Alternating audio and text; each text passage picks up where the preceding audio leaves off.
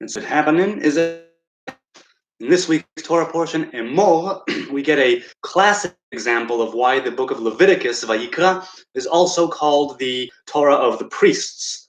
Because a lot of Leviticus has a lot to do all the time with all of the rituals and different sacrifices and other kinds of worship and ritual that went on in the tabernacle and later on in the temple.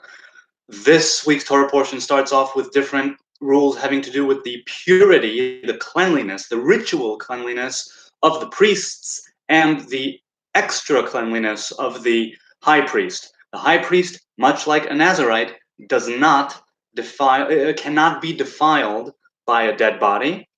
So in this week's Torah portion, we're told that if a close family member of a regular priest dies, the priest is allowed to go and attend the funeral and tend to the dead and enter the tent, whatever it is. And later on, you defile on the third day and the seventh day with the water, with the ashes of the red heifer and the whole procedure, and he is pure once again and can go back to the tabernacle. The high priest does not operate this way. The high priest, since it says that the oil, right, the crown of the oil of God, or the oil of the crown of God, is on his head, much like it says with the Nazarite that the crown of God is on his head. So you can take it one way or another. The point is that the high priest does not attend any funerals. There is the question of, well, I won't get into that question. That's a little out of the realm of this Torah portion. So next we go on in this Torah portion to talk about the fact that sacrifices, the animals themselves, need to be very, very well healthy, and they need to not have any kind of deformity or anything like a broken leg or, well, hoof or whatever it is. The sacrifice needs to be whole, without any kind of what's the word? What would the word be? But either way, if it's blind, if it's the animal is not a sacrificial animal, like not a proper one, and it won't be as good a sacrifice. It won't attain, at least fully, the job of that sacrifice, the task of whatever sacrifice it is, if the sacrificial animal is not complete, is not whole. And the person who is also offering the sacrifice needs to be of the same kind of quality, where right, imperfection, I'm seeing in the chat. That's right, imperfection. There are different imperfections, and for a very long time, and to some degree even up until right now, it bothers me a little bit, even though I've researched it as much as I did, and I can understand why. Much like I said in previous videos, the worship and the ritual in the tabernacle and the temple was something very precise, very strict. There are laws that you need to go by, or a spiritual connection is kind of missed, and the divine energy and the divine will that is supposed to be manifested isn't manifested fully, or I don't know the intricacies of that, but there's a reason, right? The priests dress in a certain way and behave in a certain way. They're not allowed to do certain things, and they are allowed to do other things with great sort of mental precision. It's a very precise place. For a long time, it bothered me. The Torah, which is such a life-affirming thing, it won't let a blind priest, who still gets to eat a sacrifice and partake, but not actually offer it and not slaughter the animal. How could it be that a Torah that's so life-affirming, why is it taking this away? This privilege, right, of being a full-fledged priest, because this man is blind or deaf or has a broken limb, he is barred from partaking in the actual offering and slaughtering of the sacrifices. And for a long time it bothered me. But the tabernacle is not about the individual. The tabernacle is more about the collective. During the times of the first temple, there would be it would change. The Levites and the priests and the Israelites would switch every week. At the time of David and Solomon later, with the temple built, each family was there at the temple for 2 weeks every year. Once every 6 months, they would go there for a week.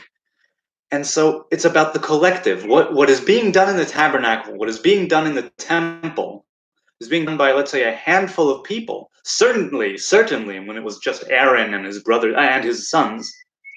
But the effect is on the collective. So in order for you to better represent the collective, and the way that a collective is whole, right? We are a bunch of individuals making up a whole. And this is a case where the whole is greater than the sum of its parts. And that's what the perfection, or the wholeness, the completeness, the physical completeness of the individual making the sacrifice, right? The priest who's slaughtering the sacrifice or offering it on the altar, and the actual animal. They need to be, they need to have no imperfections. They need to be perfect. They need to be ready to serve physically and mentally and spiritually. All that needs to exist at the same time. And the reason why a blind or deaf priest or animal can't come near the altar is because they are individuals, imperfect by definition, because we all are. I have my flaws, you have your flaws. But there is something that is greater than you and I, and that's the group, the collective. This is a double-edged sword, because I really do believe in the freedom and responsibility of the individual. So we're all a collective, it's all a group, it's a very dangerous path. It's a slippery slope. But I believe that when it comes to the tabernacle and the temple and the rituals, that we're meant to allow certain divine energies to flow into the universe, into the physical world, then the physical priest and the physical animal also need to be of the same quality, which is whole and complete and with no imperfections and no deformities physically. So that's one thing I was thinking about there, that even though I didn't get it at first, and there's still a part of me that kind of, it makes my heart just, it just hurts me a little bit, because I think of that priest who really wants to serve, but he's blind or he's deaf or he has a broken limb and he cannot because he is not worthy. It's a really serious thing, and it's a very, very what's the word I'm looking for? I'm sorry, it's the end of the week and my brain is all over the place. But what I'm trying to say is that there's a reason, and I get the reason, and even so, I sort of feel for the individual and for the fact that because of this, which sometimes they can't control, somebody is born blind, a priest from a good family of priests is born blind, and he can't join his brothers when they go to the temple twice a year. It's a difficult thing for me to accept. Among other things that are written in the Torah. Some things that are written in the Torah are difficult for me to accept. You could make the argument it's not for you to accept, it's for you to do and follow. Fair enough, but but I feel for the individual. I really do. So let's see what else. Oh, another very interesting commandment. You may not slaughter a father and son. Talking about lambs here, or sheep. Sheep and a lamb, right? Is that it?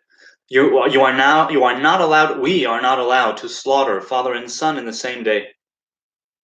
Also, an animal is only worthy of being a sacrificial animal after 7 days of being born. In other words, after going through one Sabbath. From the 8th day and going forward, the sacrifice can be made with that animal. Even if it's 8 days old, it's already as if it's whatever it is. It's ready. And this is also the day, the 8th day since birth, is where the covenant is done on the Hebrew males, right? The covenant of circumcision.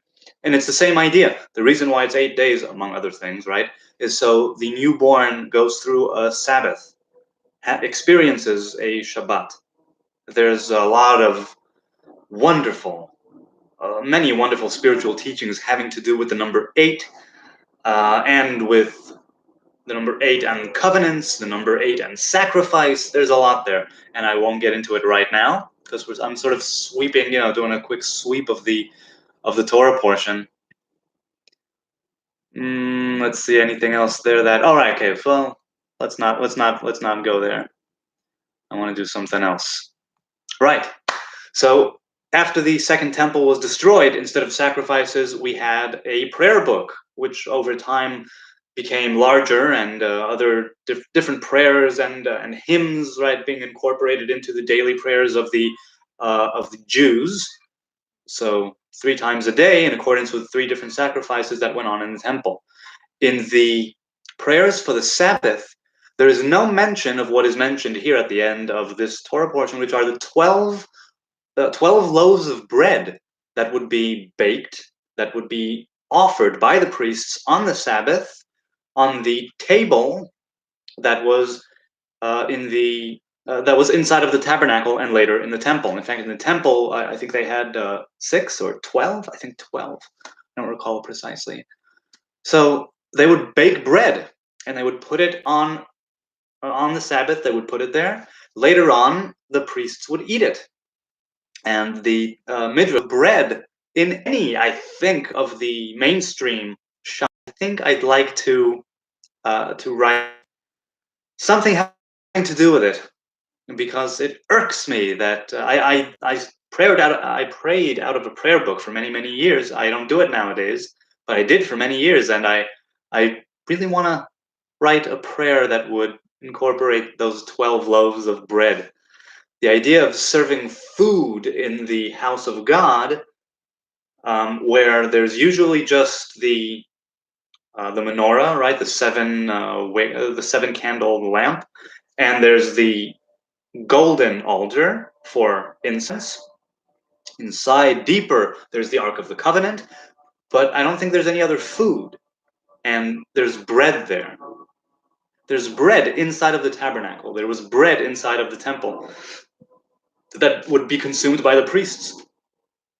The idea of serving bread, you know what? I haven't organized that in my mind quite yet, so I'm not going to get into it. I'll just say that since I'm a Nazarite and I don't drink wine, when I what's called make kiddush, which is sanctifying the Sabbath, which most Hebrew people do with a goblet of wine, I do it with bread.